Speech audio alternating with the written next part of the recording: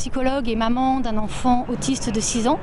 Donc en fait, je suis partie de mes propres besoins, on va dire personnels, pour déterminer un petit peu ce projet, couplé avec mes compétences professionnelles, pour monter donc l'association Autisme Ambition Avenir.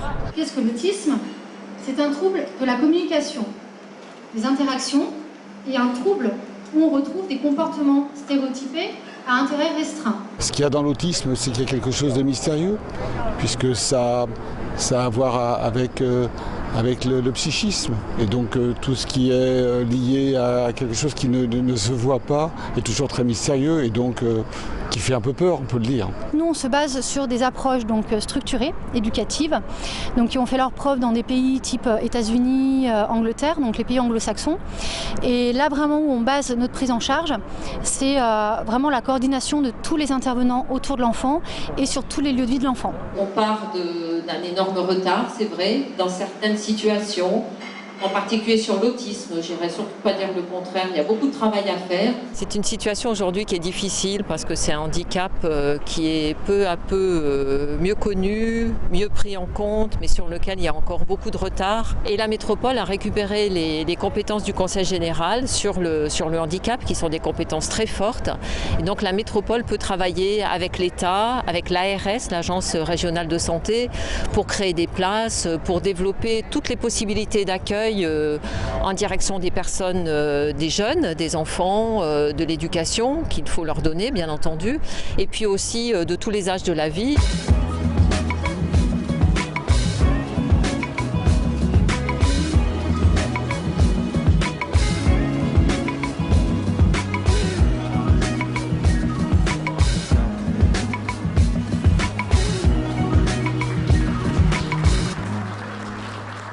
Quand on est et entrepreneur et président de club, on est censé s'intéresser à des choses sérieuses et des choses qui touchent la passion et qui touchent le cœur.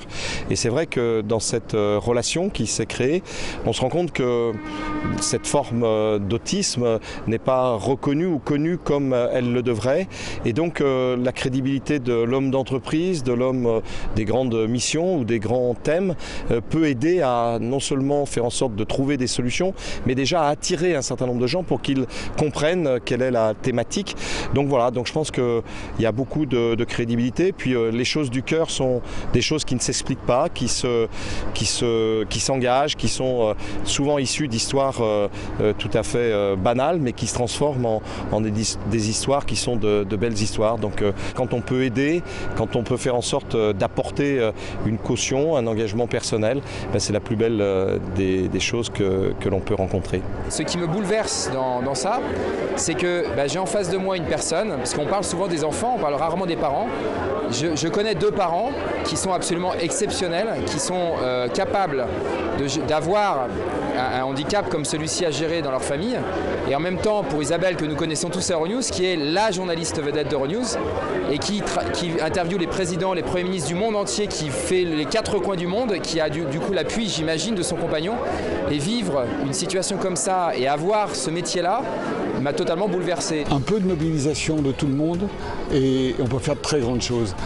C'est une maladie qui est terrible pour l'enfant, mais qui est terrible pour la famille, qui est terrible pour les enfants, pour la famille proche, mais également pour la famille éloignée, pour les voisins.